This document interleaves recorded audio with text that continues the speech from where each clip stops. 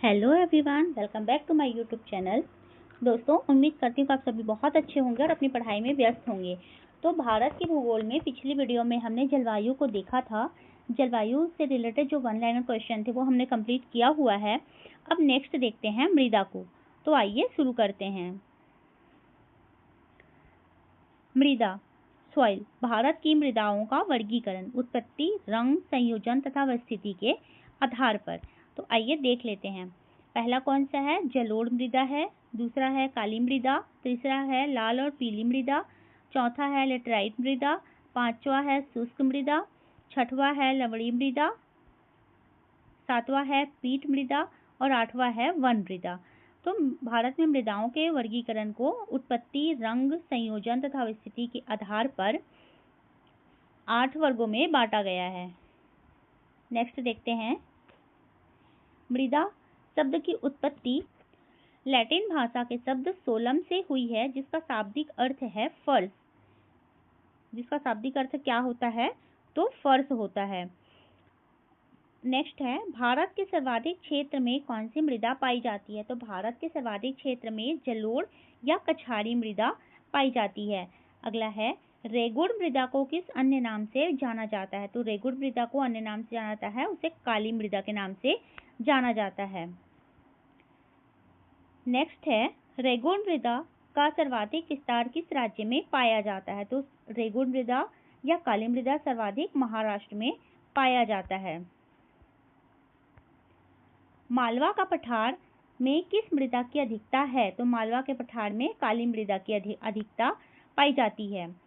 काली मृदा को स्वतः जुताई वाली मृदा भी कहा जाता है, जिसमें सिंचाई की कम आवश्यकता पड़ती है। यह मृदा कपास की खेती के लिए सबसे उपयुक्त मानी जाती है।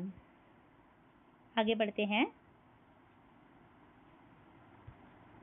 मिट्टी का पीला रंग फेरिक ऑक्साइड के कारण होता है, जबकि लाल रंग लोहे के ऑक्साइड के कारण होता है। नेक्स्ट है, लेटेराइट मृदा मुख्यतः किन राज्यों में पाई जाती है? तो लेटेराइट मृदा केरल, कर्नाटक एवं महाराष्ट्र में पाई जाती है। अगला है, लोहे की मात्रा अधिक होने के कारण कौन सी मृदा दिनों दिन अनुर्वर इनफर्टाइल होती जा रही है? तो कौन सी मृदा है वो लेटेराइट मृदा है। आगे बढ़ते हैं। मृदा की क्षारीयता को कम करने के लिए जिप्सम का प्रयोग किया जाता है। तो मृदा की क्षारीयता को कम करने के लिए किसका प्रयोग किया जाता है? तो जिप्सम का प्रयोग किया जाता है। लेटेराइट मृदा भारत में मुख्यतः कहाँ पाई जाती है? तो लेटेराइट मृदा भारत में मुख्यतः मालाबार तटीय प्रदेश में पाई जाती है। अगला है, सबसे कम जल धारण क्षमता किस प्रकार की मृदा में होती है? तो सबसे कम जल धारण क्षमता होती है बलुई दोमट मृदा में। पौधों को सबसे अधिक जल किस प्रकार की मृदा से प्राप्त होता है? तो पौधों को सबसे अधिक जल किस प्रकार की मृदा से मिलता है? तो वो है चिकनी मृदा या काली मृदा भी आप कह सकते हैं। मृदा की उर्वरता बढ़ाने के लिए कौन सी फसलें उगाई जाती है? तो मृदा की उर्वरता बढ़ाने के लिए दलहनी फसलों को उगाया जाता है। आगे बढ़ते हैं। चंबल घाटी का निर्माण किस भौगोलिक प्रक्रिया से हुआ है? तो चंबल घाटी का निर्माण अवनालिका अपरदन से हुआ है। नेक्स्ट है, चाय बागानों के लिए कौन सी मृदा उपयुक्त है? तो चाय बागानों के लिए लेटेराइट मृदा अधिक उपयुक्त होती है। दोमट मृदा में कौन कौन से कण पाए जाते हैं? दोमट मृदा में गाद, मृत्तिका व रेत पाए जाते हैं। अगला है, भारत की मृदाओं में किस सूक्ष्म तत्व की सर्वाधिक कमी है? तो भारत की मृदाओं में, भारत की मिट्टियों में जस्ता की बहुत कमी होती है। गंगा के मैदान की पुरानी जलोढ़ मृदा कहलाती है, क्या कहलाती है? बांगर। और नई जलोढ़ मृदा क्या कहलाती है? तो वो कहलाती है खादर। अगला है, अम्लीय मृदा को कृषि योग्य बनाने हेतु किस खनिज का प्रयोग किया जाता है? तो जो अम्लीय मृदा होती है उसको कृषि योग्य बनाने हेतु उसमें लाइम या चूना का प्रयोग किया जाता है। भारत में सर्वाधिक क्षारीय मृदा किस राज्य में पाई जाती है? तो सर्वाधिक क्षारीय मृदा कहाँ पाई जाती है? तो उत्तर प्रदेश में पाई जाती है। आगे बढ़ते हैं। लवणीय मृदा में नाइट्रोजन व चूने की अल्पता पाई जाती है। नेक्स्ट है, जैव मृदा का रंग नीला क्यों होता है? तो अम्लीय व फेरस आयरन के कारण जैव मृदा का रंग नीला होता है। पश्चिमी राजस्थान की मृदा में किस खनिज की अधिकता पाई जाती है? तो पश्चिमी राजस्थान की मृदा में कैल्शियम की अधिकता पाई जाती है। मरुस्थलीय मृदा में किस पोषक तत्व का अभाव पाया जाता है? तो मरुस्थलीय मृदा में नाइट्रोजन का अभाव पाया जाता है। मृदा अपरदन को किस प्रकार से रोका जा सकता है? तो मृदा अपरदन को वनारोपण द्वारा रोका जा सकता है। पीएच मान के अनुसार मृदा की प्रकृति। पीएच मान, अगर पीएच मान मिट्टी का पीएच मान 1 से 6 हो तो मिट्टी की प्रकृति अम्लीय मिट्टी हो जाएगी। अगर पीएच मान 7 हो तो उदासीन मिट्टी हो जाती है। अगर मिट्टी का पीएच मान 8 से 14 है तो वह क्षारीय मिट्टी के अंतर्गत आएगी। लाल और पीली मृदा अम्लीय प्रकृति की होती है जिसमें नाइट्रोजन, फास्फोरस और ह्यूमस जैव पदार्थ की कमी होती है। तो लाल और पीली मृदा किस प्रकार की होती है? तो अम्लीय प्रकृति की होती है जिसमें नाइट्रोजन, फास्फोरस और ह्यूमस की कमी होती है। नेक्स्ट देखते हैं प्राकृतिक वनस्पतियां। ये भारत की प्राकृतिक वनस्पतियों के बारे में देख लेते हैं, जिसका वर्गीकरण 16 समूहों में किया गया है और विभिन्न प्रकार के वन समूहों का वनावरण दिया गया है 2021 के द्वारा और उसका प्रतिशत भी दिया हुआ है। तो समूह 1 है उष्णकटिबंधीय आर्द्र सदाबहार वन, जिसका प्रतिशत है 2.61%। समूह 2 में है उष्णकटिबंधीय अर्ध सदाबहार वन, जिसका प्रतिशत 9.27% है। समूह 3 है उष्णकटिबंधीय नम पर्णपाती वन, जिसका प्रतिशत 17.65% है। अगला है समूह 4। समूह 4 का तटीय एवं दलदली वन, जिसका प्रतिशत 0.73% है। समूह 5 है उष्णकटिबंधीय शुष्क पर्णपाती वन, जिसका प्रतिशत है 40.86%। समूह 6 का है उष्णकटिबंधीय कांटेदार वन, जिसका प्रतिशत 2.72% है।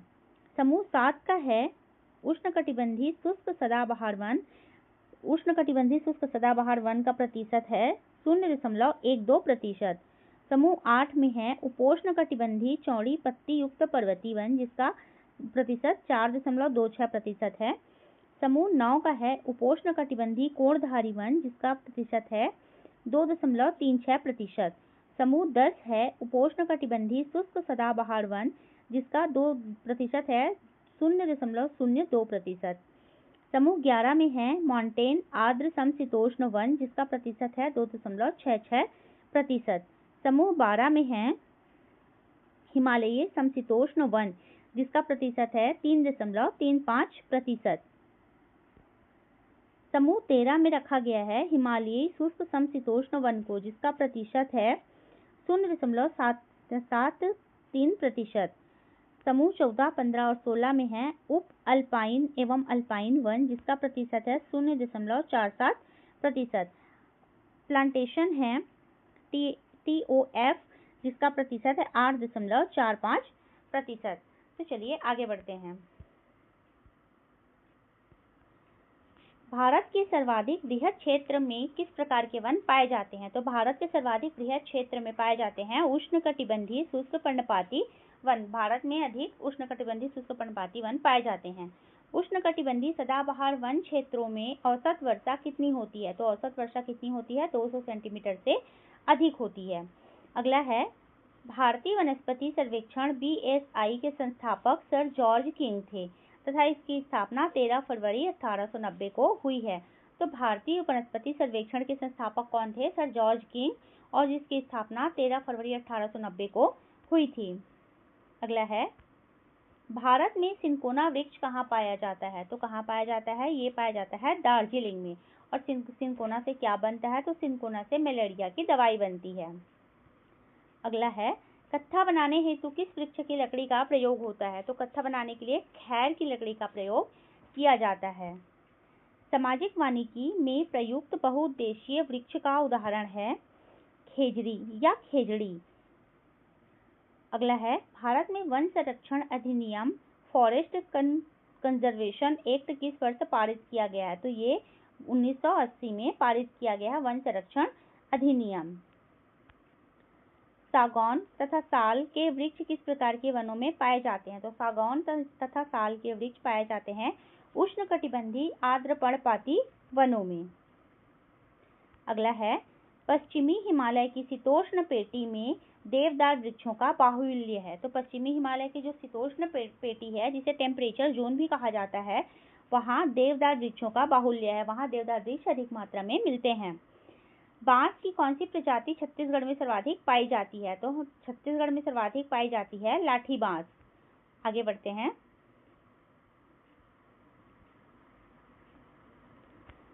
लंबी जड़ों और नुकीले कांटों तथा सूल युक्त झाड़ियों और लघु वृक्षों वाले वन सामान्यतः पाए जाते हैं तो राजस्थान में। अगला है, संयुक्त राष्ट्र खाद्य एवं कृषि संगठन की नवीन रिपोर्ट के अनुसार वार्षिक स्तर पर वन क्षेत्रों में सबसे ज्यादा वृद्धि में भारत को विश्व में कौन सा स्थान प्राप्त है? तो भारत को कौन सा स्थान प्राप्त है विश्व में? तो 8वां स्थान प्राप्त है। भोजपत्र, जिसे भूर्ज वृक्ष कहा जाता है, ये कहाँ मिलता है? तो ये हिमालय में पाया जाता है। अगला देख लेते हैं, पलाश के वृक्ष को जंगल की आग भी कहा जाता है। तो पलाश के वृक्ष को क्या कहा जाता है? फ्लेम ऑफ द फॉरेस्ट कहा जाता है, जंगल की आग भी कहा जाता है। भारत के किस राज्य में सागौन के वन पाए जाते हैं? तो सागौन के सर्वाधिक वन पाए जाते हैं मध्य प्रदेश में। समुद्र तल से सर्वाधिक ऊंचाई पर पाया जाने वाला वृक्ष कौन सा है? तो समुद्र तल से सर्वाधिक ऊंचाई पर पाया जाने वाला वृक्ष है देवदार का वृक्ष। चिपको आंदोलन के प्रणेता कौन है? चिपको आंदोलन के प्रणेता हैं सुंदरलाल बहुगुणा। अगला है, भारतीय वन सर्वेक्षण की स्थापना कब हुई? तो भारतीय वन सर्वेक्षण की स्थापना 1 जून 1981 में हुई थी। और वन संरक्षण अधिनियम है वो कब पारित किया गया था? तो वो 1980 में पारित किया गया था। भारतीय वन सर्वेक्षण की स्थापना कब हुई थी? तो 1 जून 1981 को। और भारत में वन संरक्षण अधिनियम किस वर्ष पारित किया गया था? तो वो पारित किया गया था 1980 को। चलिए आगे बढ़ते हैं। भारत में मैंग्रोव वनस्पति कितने क्षेत्रफल में विस्तृत है? तो भारत में जो मैंग्रोव वनस्पति है वो 4992 वर्ग किलोमीटर, ISFR 2021 के अनुसार 4992 वर्ग किलोमीटर में विस्तृत है। और लास्ट देख लेते हैं, भारतीय वन प्रबंधन संस्थान की स्थापना Indian institute of forest management IIFM की स्थापना वर्ष 1982 में भोपाल में की गई थी। तो भारतीय वन प्रबंधन संस्थान की स्थापना कब की गई थी? 1982 में। और कहाँ की गई थी? तो भोपाल में की गई थी। तो चलिए दोस्तों, इस वीडियो में इतना ही। मिलते हैं नेक्स्ट वीडियो में, तब तक के लिए धन्यवाद। और अगर आपको मेरा ये वीडियो पसंद आए तो प्लीज़ वीडियो को लाइक कीजिएगा और हमारे चैनल को सब्सक्राइब कीजिएगा और मेरे वीडियो को प्लीज़ शेयर कीजिएगा। धन्यवाद।